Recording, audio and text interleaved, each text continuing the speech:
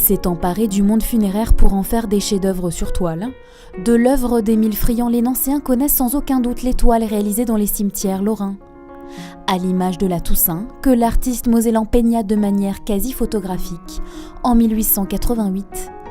Elle brosse le portrait d'une famille lorraine qui arrive au cimetière de Préville le jour de la fête des morts. Une scène de la vie quotidienne qui lui valut la médaille d'or à l'Exposition universelle de Paris en 1889. À l'époque, le peintre n'a que 25 ans, sa toile fait le tour du monde.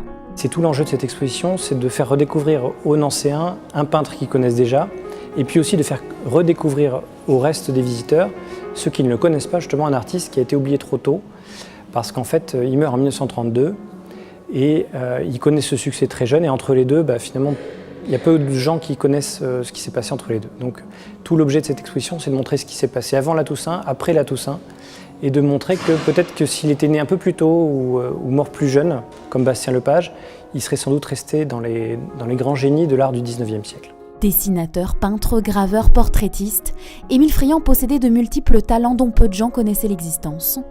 De sa formation à Nancy à l'École des Beaux-Arts de Paris, l'exposition qui lui est consacrée propose de découvrir 250 œuvres qui montrent la complexité de son travail. On connaît Friant plutôt peintre académique, portraitiste, mondain.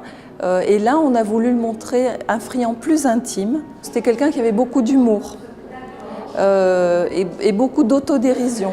Même si c'était un artiste arrivé, en fait, il avait une grande capacité, je pense, à se moquer de lui-même. Et on le voit par une série de caricatures, par exemple, qu'on présente. Le macabre restera néanmoins toujours son thème de prédilection. Début du XXe siècle, alors qu'un débat autour de l'abolition de la peine de mort débute en France, il assiste à des procès exposent plusieurs œuvres, autre facette d'un peintre, pour qui l'art était sans doute aussi une manière de s'engager.